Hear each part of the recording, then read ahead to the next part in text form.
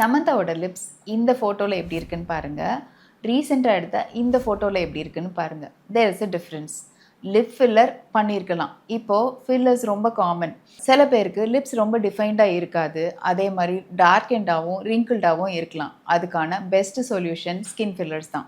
அதுலேயும் lip filler உங்களோட lip லைனை ரொம்ப அழகாக டிஃபைன் பண்ணி ப்ளம்பியாக காட்டும், பிரைட்டாக காட்டும், ரிங்கிள்டு லிப்ஸை ரொம்ப கிளாஸியாகவும் காமிக்கும்.